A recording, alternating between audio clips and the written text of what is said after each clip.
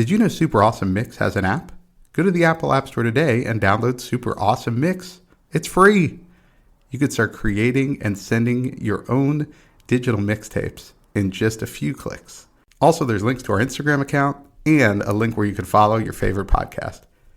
Speaking of which,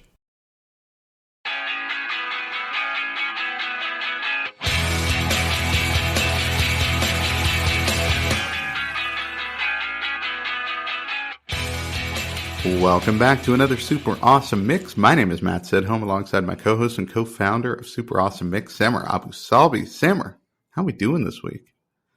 Doing really well. This was a challenging mix to put together. To use a different adjective here, it wasn't really fun, but it was particularly challenging in a good way, in a really good way. Yeah, it was borderline torturous, honestly, because I mean, I thought the same thought when you, because we talk all the time about how much fun you have making these mixes, but this time I was like, this is not fun. This is not fun to make this mix. Even as I was making notes about our final mix, I was like, oh, I can't believe this isn't on here. Or why didn't I do this? Or why didn't I? Oh, my goodness. So let's get to it. I mean, it's 50 years. This is the 50th anniversary of hip hop this year, 2023. And so we took on the challenge of putting together a 12-song mix that would represent 50 years of hip-hop, which now that I'm saying it out loud sounds like the dumbest idea ever. It's the worst idea. We should have never greenlit this episode. I'm already thinking we need a volume 2, like, immediately, right? Like, just... Yeah. Like, because there's 12 songs. As I was doing this, I was like, why didn't we include this one? Why didn't we include that one? But... Right. Yeah. Yeah, so that's what made it so hard. There's so many great songs. It's 50 years of music. And what we did here is we kind of did a side A, side B format with me being the elder statesman of the two of us, taking the older school hip hop and taking side A, and then Sam bringing us up into more modern times. Yeah, I guess we would really need like a Gen Zer on the show to kind of really do the last like 5 or so years. There's all these great memes out there of people like listening to music that kind of our age group grew up with, and then the rap that people listen to today and making fun of it. It's so funny. But you know what? That's always, like we talk about, every generation kind of doesn't like the next generation's music and hairstyles and clothing, you name it. But we're not here to talk about that. We are here to talk about 50 years of hip hop and 12 songs. We did it. And here we go. So your first pick. You went with Rapper's Delight by the Sugarhill Gang. Yeah, the Sugarhill Gang. It's Wonder Mike, Master G, and Big Bang Hank. This seemed like a good place to start. This group formed in 1979. This was their first single, and it was the first rap single to get into the Billboard Hot 100 and into the top 40, more specifically. Climbed up to number 36 in January of 1980. So this was a song I feel like most people know, and it's kind of funny. Like, you know, like rap music, I think when it first debuted was kind of like just sort of, it was creative. It's always been creative, but just kind of, I feel like at this point in time, it was just more fun than anything else. It's kind of what I thought when I heard this song back in the day. Totally. And I mean, we'll get to obviously another influential, group here in a moment, but I agree. I think like initially it really was just a little bit more playful, and like they had a lot of fun with the rhyming schemes. I mean, like the song opens up, which is like pure nostalgia, and I have to read it out here. But first I got to bang, bang the boogie to the boogie, say up, jump the boogie to the bang, bang boogie. Let's rock. You don't stop. That's great. Like, how much fun is that? It's really difficult to read, by the way, to read out loud. It is, but anyone out there who knows the lyrics can definitely rattle that off with no problem. And it's funny when you get into the lyrics, it's great because bragging about having a color TV is probably pretty dated. Yes. Is that something I shouldn't be bragging about? Should I stop talking about that? I guess. Hotels used to put that on their signs, actually. It used to be like color TV, like here. And I'm like, wow. Hey, let's stop in there for the night. Color TV. Yeah, but I mean, it's a really fun song. I mean, the full version is like 9 minutes long or something like that. There's a shorter version that gets more radio play that's more like 4 minutes. But I feel like this was the place to start, because I think when you think about rap music and old school rap music, and this was the first song I think that came to mind for me. Yeah, no, it was a really strong pick. I agree. All right, your next track, you went with White Lines by Grandmaster Flash and the Furious Five. Okay, the Furious Five are Melly Mel, Kid Creole, Keith Cowboy, Scorpio, and Raheem, all of which had kind of, they'll pop up in different rap songs from old school rap, or they have their own songs as well. But this group kind of starts to get you into stuff that is more kind of socially aware. Right. And so I was debating whether to put The Message on here or White Lines, both by the same groups. And both songs kind of point out social ills. And so now you start to see rap music evolving a little bit to being like, hey, we're going to point out things that are real to us. And this one, people are probably familiar with because it's been sampled a lot in different songs. And even in the mid-90s, oddly enough, Duran Duran came out with a version of White Lines, which gave it a little bit of a revival.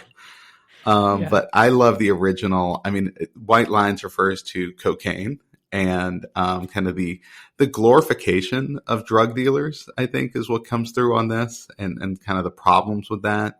And then as well with the different treatment of individuals, like a rich person gets caught and they're out in no time. And then, right. Somebody poor is in jail for years and years for the same crime. So this is, I think, an important song just because, Grandmaster Flash and the Furious Five definitely started to evolve the genre a little bit into stuff that is more, more pointing out social ills rather than just having fun with rhymes and beats.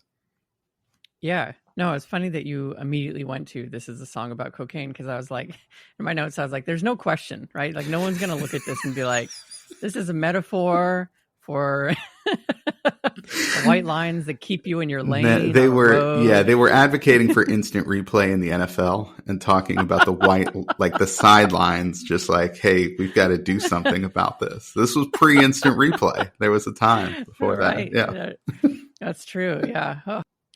But yeah, it is a song about cocaine, and it is really interesting to have like kind of, when you think about it, like a song being played about that, right? Like talking about something that is happening in society and people are dealing with, and that, as you mentioned, the two different people, that one person gets caught, as they said, a street kid gets arrested, going to do some time. He got out 3 years from now just to commit more crime. A businessman is caught with 24 kilos. He's out on bail, out of jail, and that's the way it goes. And so it's like great rhymes, but yeah, very, very strong message here. Absolutely about like the, injustice that happens with the exact same crime being committed. It's crazy. So really enjoyed this song, and I think it's definitely a very strong number 2. Fun fact about this one, the unofficial music video was directed by an NYU film student named Spike Lee and starred a young actor named Lawrence Fishburne. How about that? How about that? That's crazy. That's wild. They didn't do anything after that. No, never to be heard from again. So anyway, we wanted to give them a shout out. Weird that you would bring it up. Complete unknowns. Yes, I just thought I'd mention a couple names no one has heard since then. Anyway, moving on.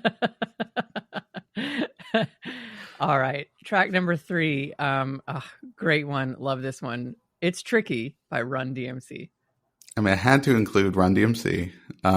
Jason Reverend Run Simmons, Daryl DMC McDaniels, and Jason Jam Master J Mizell. They had the first massive crossover rap hit. And that's not this song, right? But their version of Walk This Way with Aerosmith was on MTV and was just, it kind of brought rap to the mainstream. With that crossover, and then kind of all of their albums just started to sell because of that. All of a sudden, people kind of got plugged into rap music. I included It's Tricky just because, I don't know, it's probably my favorite Run-DMC song. It's just really fun. People know this song. It's a great party song. And just also really like representative of their sound and their style. Mm-hmm. Yeah, I mean, honestly, like the intro is so iconic. There's a lot of songs on here that just have an instantly recognizable intro, and this one is definitely on that list. Like, the speech is my recital. I think it's very vital to rock a rhyme that's right on time. It's tricky. It's so good. And I had intended to read that, Matt, and then you just have to, you just start flowing. You just have to sing it. It's really, no, there's no doubt. And what's impressive about it too is like, if you think about and Run-DMC did this a lot where the different voices would come in and out. They would switch voices kind of mid-verse, which they weren't rapping slowly. Like if you think about Rapper's Delight, and now we're speeding things up a little bit. And then by the end of this mix, we're going to get insanely fast, but we'll get there. Okay. But right now we're starting to speed things up. But that was also really impressive to me, how they would kind of jump in the middle of verses and still keep a flow. Yeah, I agree. That's a really good point. Okay, let's move on. Track number 4, strong pick. We had to go with this one, and you went with Straight Outta Compton by N.W.A. All right, N.W.A, Dr. Dre, Eazy-E, Ice Cube, MC Ren, DJ Yella. I mean, now rap goes from, I mentioned Grandmaster Flash and the Furious Five being a little bit socially conscious. Now this is just going to be really in your face about it. Yes. Like it just really escalates things. These guys were so significant. Obviously, they inspired a movie a couple years ago, which was, a massive hit, and really, I mean, showed kind of the struggles they went through, not just kind of as a band, as a group, kind of going through these things, but also just from society. Like people were really, and these guys were a massive success, but also considered a societal danger. And I remember when they came around, like that's where you get the, explicit lyric label on there. It was kind of like they were considered too violent. And then you had, concurrently 2 Live Crew, who's not on this mix, but they were too sexually explicit. But both of them were almost kind of concurrent as far as when they were popular and when they were kind of causing problems. And I say problems in air quotes just because, people didn't want to hear what either one of them had to say. Right. But they weren't going to stop them. And these guys just became, popular in spite of all the kind of pressures around them to kind of stop what they're doing. Yeah, it is really interesting to always go back to like moments like this where, now I think if you played the song to anyone that is younger than us, for example, like Gen Z or younger, it'd be like, yeah, I mean, it's a great song, but they wouldn't even bat an eye at some of the lyrics, right? But like, if you put it in the context of when this was coming out, this really was quite controversial. I mean, they covered like a lot of things. They created, I guess this group basically is kind of like creating gangster rap, quote unquote. Yeah.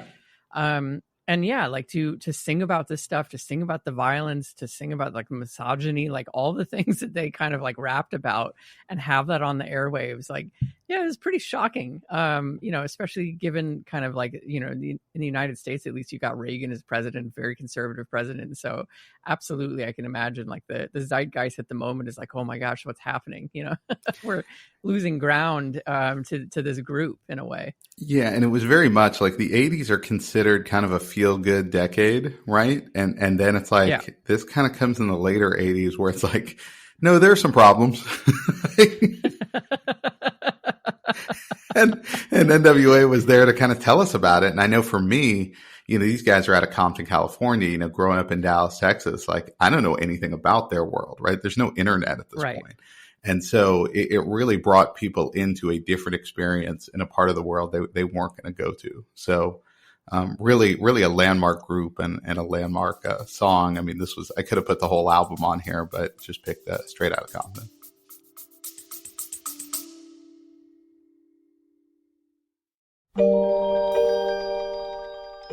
Hello, I'm Stevie Nix, and I have a new podcast that is aimed at anyone who likes good music. It's called Where to Begin, and each week I run you through an artist's back catalogue, picking out the deep cuts and avoiding the hits. For some, it'll be a beginner's guide. For others, an enjoyable run through each album.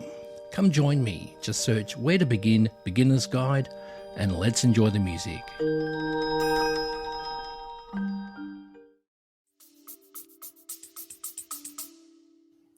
Nice. All right. Track number 5, another must-have on any 50 years of hip-hop mix, and it's Can I Kick It by A Tribe Called Quest. Yeah, so A Tribe Called Quest, it's Q-Tip, it's Phife Dawg, Ali, Shaheed, Muhammad, and Jarobi White. What's cool about A Tribe Called Quest is that they come around when, you've got the rise of gangster rap, like you said, like N.W.A is wildly popular at this time, right? And so was Two Live Crew, truthfully. And then you've got A Tribe Called Quest, and they kind of cut out their own niche because now they're kind of doing, they're bringing like jazz into the mix, and they're bringing in some alternative beats and kind of ways to flow. And it was almost more, I think you just talked about playing some of this music for a younger person. I feel like they would almost connect with it more because I feel like this is a little bit more like what you see now with some of the modern rappers, versus some of the other just more conventional rhymes and beats that you saw in a lot of old school hip hop. So I had to include A Tribe Called Quest just because of, I hear their influence a lot in some of the newer rap songs now. Yeah, I love that. I think you're spot on with that. And I think part of it too is like starting with a really good sample, and this one, of course, samples Walk on the Wild Side, which just has that incredible bass line. And I think even just setting that as the foundation for then adding on the lyrics and the rap, and these guys' voices are amazing. Like I love Q-Tip's voice so much. It's great. It produces a very strong song, and one that I agree. Like I play this still today and I love it. Like there's no sense of, oh, this is an old song. It's just like, nope, this is just an objectively good song that I enjoy. Yeah, it was in the kids movie, the Tom and Jerry movie a couple years back. Awesome. It was like in the like opening credits sequence, and both my kids like really were into it just immediately, like hearing the song, which is like kind of cool, but speaks to your point that it's like it's not dated at all. Yeah. All right, track number 6, the last one of your picks, and you went with Juicy by the Notorious B.I.G.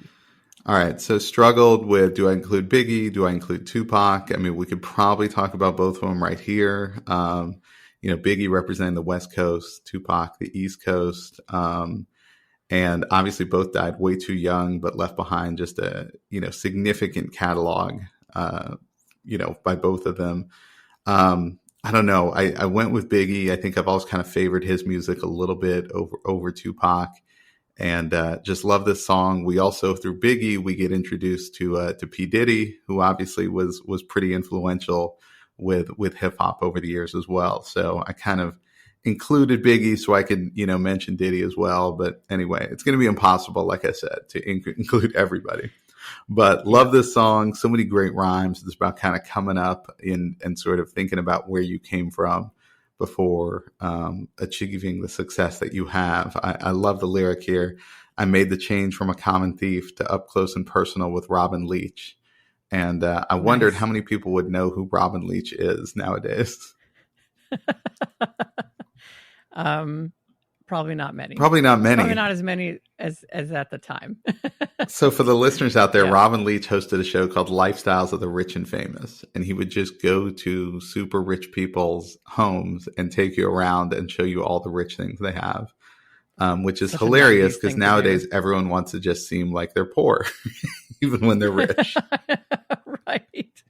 Yeah, like the 90s and the whole conspicuous consumption thing, like had definitely has fallen out of favor in recent years. Oh man, what I really love too here in this song, speaking of attaining wealth, is in verse 3 where he sings Super Nintendo, Sega Genesis. When I was a dead broke man, I couldn't picture this. 50-inch screen, money green leather sofa, got 2 rides, a limousine with a chauffeur. Like I just love that. Like what more could you need as a kid with Super Nintendo? That's right. Genesis? That's right. He had both game systems. Are you kidding me? It's incredible. It's incredible. All right, so let's pop the tape out of the deck. Let's flip it on the to the B side. And Samry, your next 6 picks are going to take us, to a little bit more modern times, and you'll start with your first pick, which is X Factor by Lauryn Hill. Yeah. Oh my God. I mean, I think like we've talked about the New Radicals album and trying to pick a song off of that throughout the entire history of our show. I think we could easily, and have been doing that with a Miseducation of Miss Lauryn Hill. Amazing album. We talked to death about it, but had to put her on here because I mean, still to this day, this album is talked about. It's still like such a triumph of sheer perfection. This song came to mind too because it was sampled by a Drake song, Nice for What? where, you could recognize her lyrics and her song kind of sped up in the background of that one. So kind of repopularized that, because a lot of people, as often is the case, will be like, what is that song that is inside this Drake song? And so I think that's kind of fun, because I imagine, a lot more people were introduced to Lauryn Hill thanks to Drake kind of putting that as the core sample in his song. Anyway, I just think like this is a beautiful song. Like I mentioned, love her album start to finish, and wanted to include her to kick off my side of the tape. She I mean, it's still ridiculous to think that we only got one album from Lauryn Hill. Yeah. And I feel like I think I was in college when it came out, and everybody had this album, and so you hear every song. But I'm glad you picked X Factor, just because this is one you don't hear as much. And like you said, we could probably include the whole album at some point on all our mixes. So this was a great underrated pick from Lauryn Hill. And certainly even though just the one album, like you said, it's still being sampled now, it's still being mentioned now. Like, she's considered one of the greats, even with just kind of a limited output. Totally. All right, track 8, you go with Lose Control by Missy Elliott featuring Ciara and Fat Man Scoop. Yeah, I had intended to kind of do chronological, and then I realized that I didn't. And so here we are. So we bounce around. So Lauryn Hill's song was 98. This is 2005. So a little bit of a leap into the future. And then what ends up happening is really just more of like the songs I remembered growing up with, is kind of how these were laid out. So anyway, Missy Elliott, definitely a game changer in this space as well. This track also features a very talented Ciara on the track, who has an incredible voice. But I just think Missy Elliott's music, as we've said before in the show, also still has that playability factor. Like it just seemingly never ages. I mean, you play this song and I bet like the entire room's going to love it. And they're going to, even if they haven't heard it before, like they're going to want to dance to it. They're going to want to move to it. She's got such a way with kind of the beats and her raps and everything. And I love her confidence in herself too, right? Like verse 1 is, I got a cute face, chubby waist, thick legs, in shape, like this is at a time, where like supermodels are a thing, right? Like that Apple TV show just came out, and like people were obsessed with skinny everything and like Victoria's Secret angels. Like this is a time when it was like very chic to be super skinny. And here's a woman rapping very openly about how she's got thick legs, but she's in shape and she's super confident, right? Like I love that. I think that's great. And shout out to her for like pushing on that and kind of challenging the status quo that was at the time. So that's why I really love this song. But even just as a song, like it just sounds so good. It makes you want to move. I agree. Yeah, it's fantastic. It's very listenable even today. My daughter is in dance, and inevitably at one of these recitals, there'll be, a hip hop routine, and Missy Elliott is pretty regularly still in the mix. So you're right. Like, I feel like my daughter doesn't know the name Missy Elliott, but knows like probably 5 of her songs. That's awesome. All right. Track 9, you've got The Next Episode by Dr. Dre featuring Snoop Dogg. Yeah, I had to find a way to get Snoop Dogg on here, basically. And also Dre, because like you can't talk about modern rap without bringing up Dre. He has had such a prolific career in the space, has produced a lot of artists. He himself has not rapped too much. So this is definitely, on the like one of the more unique things of listening to him rap, or whenever he was still producing albums. But yeah, like absolutely love these two. This is the song that I would say basically introduced me to rap music in my young high school days, because this is now back in the year 2000. So I was like 14 or 15 years old. And yeah, like honestly, like I've mentioned this before too, but if you play that Super Bowl halftime show where they just hit the opening notes of this song and the whole crowd like just loses their mind, Yes. Like it still has that power. Although, as we've talked about on the sample episode, this is also sampled from a song called The Edge. So I think it was that brilliance of taking, kind of an obscure song, but then realizing that it was just got this great hook and you could layer on like incredible rap on top of it. And I think that is something that Dre and all these guys did so well. So definitely had to include them here, a song that I absolutely grew up listening to over and over again. Yeah, it's funny because, obviously he's part of N.W.A, but I think he might be the one guy that if he was going to be included twice on this mix would be justifiable, just because of his influence not just early on, but even in more modern times with all the producing he's done. And it's funny you talk about this being your introduction to rap music, because this was kind of part of Dre's quote unquote comeback, right? Like he had kind of like gone solo, like had a couple hits and things died down. And then it was like, oh, well, now he's great again, right? And he's got Snoop and he's got an artist we're going to talk about here in a second. And so it's, yeah, I mean, I love that you included this as well, because I feel like the one thing, as hard as it was to make this mix, I did think a Dr. Dre through line definitely does exist. Yeah, I agree. All right, track 10. I said we're going to talk about this guy in a second. Here he is. Track 10, The Real Slim Shady by Eminem. Yeah, I mean, I had to include Eminem here. So this is from 2000. Definitely another game changer in this space, because he talks about this even in his lyrics. Like, he was a white rapper in a space that didn't really see a lot of them, and certainly not ones that were as successful as he became. So it was like really interesting in that regard. But his career, I mean, he's also had a very long one since. Like, he's still producing new music. We've just recently covered some of that, and so he has kept busy in the space. But his earlier stuff, it's funny, is like very kind of, it's more humorous, but it still has that edge and that cutting to it and like that darkness behind it. Whereas I feel, as I mentioned on the new music episode, like as he's gotten older, I feel like the humor has been turned down a bit, and the edginess and kind of dark stuff has been turned up. It's like it was an 80-20 split that kind of flipped. But in these early stuff, I mean, he absolutely kind of like turned the world on its head because of his style of rap, his insult game. Like, he went after everyone in all these tracks. And so I think that he kind of laid the groundwork for a whole new generation of rap music to follow in his footsteps. Yeah, I completely agree. I mean, I think my note here was like, I've never seen anyone before him like him, and since him, like just one in a million, truly. With Eminem, I mean, you're right. His lyrics both controversial, but humorous and clever, and substantial, and they're violent. Like it's just all of these things, and yet we keep talking about him, and I keep being blown away by his lyrics, and not in I don't know, for whatever reason, I don't think he's really ever gotten in trouble for being offensive, even though his lyrics are. But I think if you really listen to it, you can see some of the, like, it's just not as overtly violent as you think it might be, I guess, is maybe the best way to put it. Yeah. I can see that. But I love in this song how he talks about how Will Smith doesn't have to cuss on his raps to sell records. And he's like, but I do. So F off and F you too, right? And but I think it's funny because you think now, and it's like, I don't know, people are probably more okay with Eminem than Will Smith, right? I know.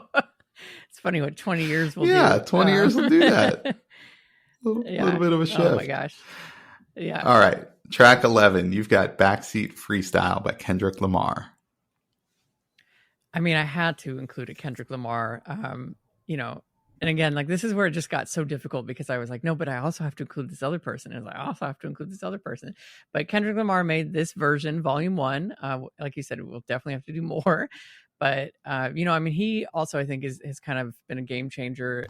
He's got that status in the rap world where he will release a new single or a new album, and everyone on the internet is talking about it, is listening to it, is like, creating tweets about it, is creating reels about it. Like, he is a cultural moment whenever he like produces something. His last album, like he released the album cover for it, and everyone poured over what it could mean. Like, why is she in the corner over there? What is she doing? What is he doing? And like blah blah blah. Like, he has definitely become a force in rap. So I think it's really interesting. But something that makes me laugh about that, the reason I bring all of that up, is because he's got a line here where, and this is a little explicit, so, cover your ears if you're young, but he says, I pray my dick get big as the Eiffel Tower so I can F the world for 72 hours. And apparently people have poured over that line. And he himself has said, and I quote here, that is just the way we used to talk. That is dope, because that was me being as ignorant as possible, and they're still analyzing it as ignorant as possible and putting national stats behind it. That is funny. So he's basically just being like, you guys, I literally was just talking like trash on a on the tape, and everyone thinks that it means something important. That's hysterical. Yeah, that's really funny that someone would, because that's the one line I feel like is not really something to be analyzed. But yeah, Kendrick Lamar, definitely one of the modern legends. And what I find so impressive about him is that he really does produce albums as a whole, right? In a time where it's just like people just want singles, right? Like that's it. Like how many streams can I get of this one song? And I feel like he still values kind of, I'm going to try to tell a story here with this production. And I think that's what makes him more significant. So yeah, great pick. All right, let's bring it home. And this one is amazing. And I like how you just looped in a ton of rappers here in one song, but I'm going to get all of them. Here we go. The song is Worldwide Choppers. It's credited to Tech-9, but it features D-Loc, Twisted Insane, Yelawolf, Twista, Ceza, USO, JL, and the great Busta Rhymes. Yeah. Oh my gosh. So this is 2011. And really struggled with what is my last pick, but I figured I would pick this one for a number of reasons. One, it does feature a lot of incredible, very talented rappers. Number two, it's like a style of rap that, is like chopping or spitting. And it's like, it is mind blowing. I listen to this track all the time, and every single time I still get chills listening to some of these people rap as fast as they do. And what I think is especially cool about this one is that it's worldwide choppers, and so the songs are broken up where there's like an announcement to like, you're in Denmark, you're in Turkey, like now you're back to Alabama, and how like, rap, which kind of was credited to being born out of New York City, and then there was like West Coast, East Coast, and now it's like it's global, and it's become this global phenomenon. And so to hear people rap at such fast speeds in different languages, I think is also really special on this track. Tech-9's out of Kansas City, and I think that that's also super cool when you think about it. Is like a city like Kansas City can produce like a rapper who's been so successful, and it also has become like a cultural force and can bring all these guys together on a single track. And so really love it for that one. And I wanted to kind of end on that note in terms of like, this space has grown a lot and has seen a lot of different types of rap, and this one in particular blows my mind. Yeah, this song was amazing because of what you just talked about, just the speed of it. And when contrasting it to our first track, Rapper's Delight, it's almost like if you go and search out highlights from the first X Games, when it's like, hey, they took a skateboard and okay, he did a 360, right? And then it's like you watch X Games now and it's like he's 100 feet in the air, okay? He's doing a 1080 and he's got to fall into that ring of fire or else he's going to lose every point he's just gained, right? And it's like things have escalated so quickly. Yes. Honestly, I feel that way about like about field goals in the NFL. Like people are kicking like 65-yard field goals. Like what is happening? It used to be a big deal when you'd hit like a 40, and now it's like nothing. It's crazy. There's no doubt. Yeah. Rappers and field goal kickers are often connected. And so I'm glad somebody finally said it. 100%. There's no doubt. A very solid line. Tech-9 has been called the Greg Zerline of the rap game for a long time.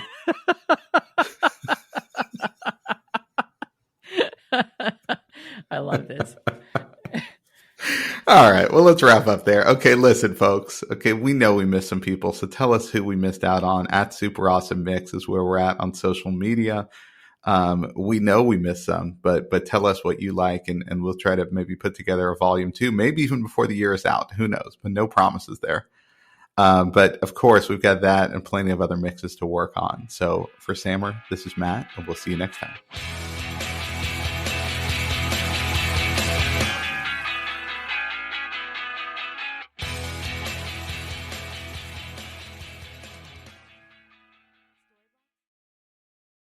Super Awesome Mix is brought to you by DLM. Make shopping easy with DLM, the one-stop shop for all your casual clothing needs.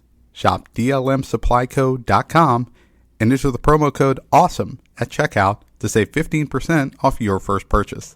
That's DLMsupplyco.com.